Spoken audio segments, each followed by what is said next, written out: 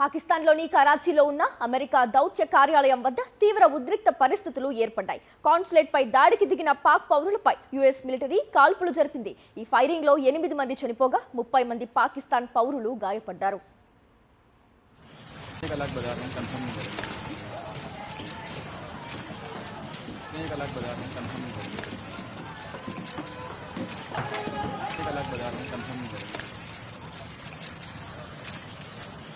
अलग बाजार में कंफर्म नहीं करेंगे।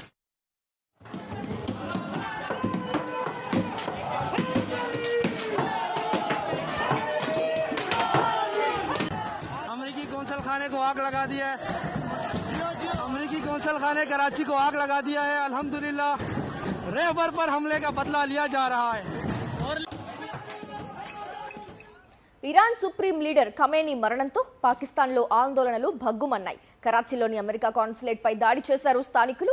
దౌత్య కార్యాలయం లోపలికి దూసుకెళ్లి ధ్వంసం చేశారు. పెద్ద సంఖ్యలో ఆందోళనకారులు యుఎస్ కాన్సులేట్ను చుట్టుముట్టి రాళ్లు రువ్వారు.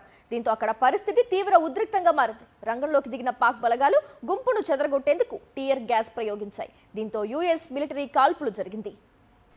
దానికి సంబంధించి పూర్తి డీటెయిల్స్ అందించేందుకు మా కరెస్పాండెంట్ వెంకటేష్ లైవ్ ద్వారా అందుబాటులో ఉన్నారు. వెంకటేష్, చెప్పండి, కరాచీలో ఇప్పుడు సిచ్యువేషన్ ఎలా ఉంది? అక్కడ ఇంకా కాల్పులు జరుగుతున్నాయా? ఇరాన్పై అమెరికా దాడులకు నిరసనగా పాకిస్తాన్లోని షియా ముస్లింలు కరాచీలోని యుఎస్ కాన్సులేట్ కార్యాలయాన్ని ముట్టడించారు. యుఎస్ కాన్సులేట్ కార్యాలయంలోకి చొరబడి పెద్ద ఎత్తున వాటిని విధ్వంసం చేశారు. కిటికీలు తలుపులు పగలగొట్టి లోపలికి వెళ్ళి పూర్తిగా భయభ్రాంతులకు గురి చేసినటువంటి పరిస్థితి. సో ఈ నేపథ్యంలో పాకిస్తాన్ పోలీసులు రంగంలోకి దిగి వారిని చెదరగొట్టేటువంటి ప్రయత్నం చేశారు. అయినప్పటికీ వినకపోవడంతో కాల్పులు జరిపారు. సో టియర్ గ్యాస్ కూడా ఉపయోగించారు. సో మొత్తానికి కాల్పులు 7 చనిపోగా 30 మందికి పైగా గాయపడినట్టు సమాచారం వస్తుంది.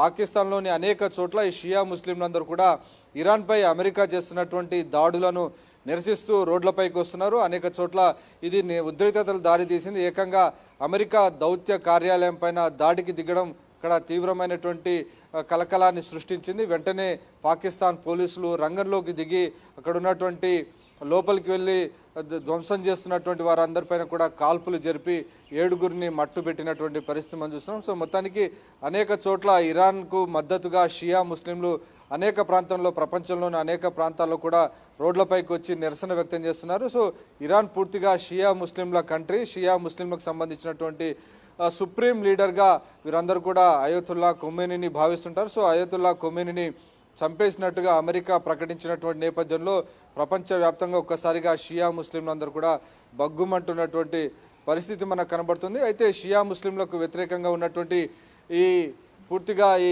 ఇరాన్కు వ్యతిరేకంగా ఉన్నటువంటి అనేక సున్నీ కంట్రీస్ ఏవైతే ఉన్నాయో, సౌదీ అరేబియా కానీ యుఏఈ లాంటి కంట్రీస్ అన్నీ కూడా అమెరికాకు మద్దతు ఇస్తున్నటువంటి పరిస్థితి కనబడుతున్నాయి. సో ఆ నేపథ్యంలో ఇరాన్ పూర్తిగా ఈ గల్ఫ్ కంట్రీస్ పైన భారీ ఎత్తున దాడులకు దిగుతుంది. దాదాపు 27 చోట్ల ఇరాన్ దాడులకు దిగింది.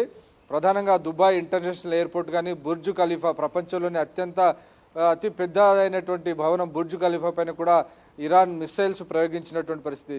అలాగే అనేక వైమానిక స్థావరాలు, అమెరికాకు సంబంధించినటువంటి మిలిటరీ స్థావరాలు ఏవైతే ఈ చోట ఉన్నాయో, యుఏఈలో కానీ, సౌదీ అరేబియాలో కానీ, కువైట్, ఖతార్ ఇటువంటి ప్రాంతాల్లో అనేక చోట్ల ఈ వైమానిక స్థావరాలను, సైనిక స్థావరాలను అమెరికా ఏర్పాటు చేసుకుంది. సో వాటన్నిటినీ ఇరాన్ భారీ ఎత్తున దాడి చేస్తుంది. సో ఇరాన్ భారీ ఎత్తున దాడులు చేస్తున్న నేపథ్యంలో అమెరికా అధ్యక్షుడు ట్రంప్ స్పందించారు.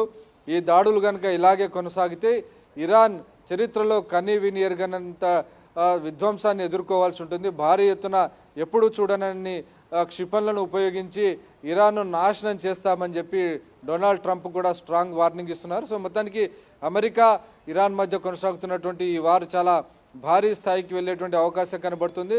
సో దీని ఇంపాక్ట్ ఇతర దేశాలపైన కూడా పడింది. షియా ముస్లింలు కూడా నిరసనలు వ్యక్తం చేస్తున్నారు. ఇటు ఇండియాలో కూడా ప్రధానంగా ఇటు లక్నోలోను, కాశ్మీర్లో ఉన్నటువంటి శ్రీనగర్లో కూడా షియా ముస్లింలు రోడ్లపైకి వచ్చి నిరసనలకు దిగినటువంటి పరిస్థితి మనకు కనబడుతోంది. Thank you Venkatesh.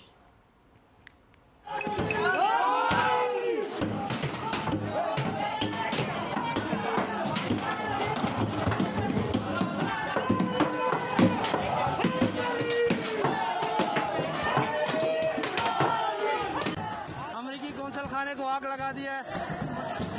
अमेरिकी कौंसल खाने कराची को आग लगा दिया है। अल्हम्दुलिल्लाह रहबर पर हमले का बदला लिया जा रहा है। పాకిస్తాన్లోని కరాచీలో ఉన్న అమెరికా దౌత్య కార్యాలయం వద్ద తీవ్ర ఉద్రిక్త పరిస్థితులు ఏర్పడ్డాయి. కాన్సులేట్పై దాడికి దిగిన పాక్ పౌరులపై యుఎస్ మిలిటరీ కాల్పులు జరిపింది. ఈ ఫైరింగ్లో 8 మంది చనిపోగా 30 మంది పాకిస్తాన్ పౌరులు గాయపడ్డారు.